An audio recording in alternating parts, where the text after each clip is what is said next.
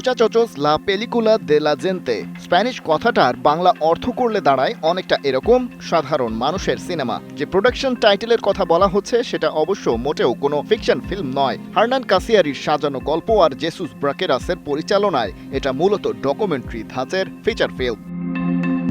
এই docu film আর্জেন্টিনায় প্রথম মুক্তি পায় গেল বছরের ডিসেম্বরে। আর্জেন্টিনার ইতিহাসে দেশটার থিয়েটারে প্রদর্শিত সব ধরনের ফিল্মের মধ্যে এটাই টেনেছে রেকর্ড সংখ্যক দর্শক। আর সেটাই প্রথমবারের মতো প্রদর্শিত হলো ঢাকায়। প্রিমিয়ার শোতে হাজির বাংলার আর্জেন্টিনার পাগল ফ্যানরা। সুযোগটা মিস করেনি বাংলাদেশ ফুটবল দলের বেশ কজন সদস্য। এমন টান টান উত্তেজনার স্মৃতি থেকে নিজেদের জন্য অনুপ্রেরণা তো খোঁজা চাই। Yeah, I think we can just take inspiration from this. Sometimes it's good to be the dark horse of the tournament and not have the odds favoring you, so we can only take inspiration. To know that I have helped to bring this film into Bangladesh, it's like a pride for me. Personal pride. কি আছে এই ডকুমেন্টারিতে? কাতার বিশ্বকাপের শুরু থেকে মানে সেই Saudi আরবের কাছে হারের গল্প দিয়ে শুরু। ম্যাচের শ্বাসরুদ্ধকর টুকরো টুকরো ছবির সাথে ফ্যানদের রিয়াকশন, আবেগ, আনন্দ আর হতাশার মিশেলে এক জমাট আলপনা, যেখানে যুক্ত করা হয়েছে ফিফার কাছ থেকে পাওয়া বেশ কিছু অপ্রকাশিত ভিডিও। উঠে এসেছে লিওনেল মেসি সহ বাকি আর্জেন্টাইন প্লেয়ারদের আবেগের ক্লোজ আপ। সবকিছু মিলিয়ে ৩৬ বছর পর বিশ্বকাপ জয়ের সেই আনন্দ যেন আরও একবার উপভোগ করা।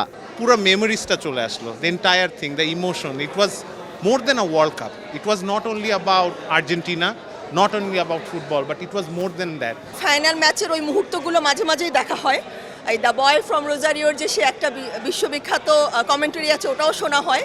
যতবার শুনি ওই মুহূর্তটা রিলিভ করি। আজকে তো মনে হলো পুরো ওয়ার্ল্ড কাপটা আরেকবার দেখলাম, এবং জিতার মুহূর্তগুলো যেমন আনন্দ পেয়েছি, ঠিক যে মুহূর্তগুলো হেরে যাচ্ছিল আবার ওই মুহূর্তগুলো ফিরে আসছিল, এটা বলার মতো না। তবে এই ডকু ফিল্ম নিয়ে বাংলাদেশি ফ্যানদের প্রত্যাশা ছিল একটু অন্যরকম। কাতার বিশ্বকাপ চলাকালে আর্জেন্টিনার ফুটবলের প্রতি বাংলার মানুষের ক্রেজিনেস সারা বিশ্বে আলোচিত হয়। আলবি সেলেস্তে অফিসিয়াল ফুটবল অথরিটিরও নজর এড়ায়নি সেটা। কিন্তু ডকু ফিল্মে ফ্যানদের আবেগের প্রতি মুহূর্তে ফুটে উঠলেও বাংলাদেশের চিত্র স্থান পেয়েছে সামান্যই। আমাদের যে পরিমাণ ক্রেজ ছিল এবং এটা ওয়ার্ল্ড মিডিয়া যেভাবে এসেছিল, সেখানে আমরা জাস্ট একটু অল্প কিছু শর্ট দেখেছি, but we are expecting more actually.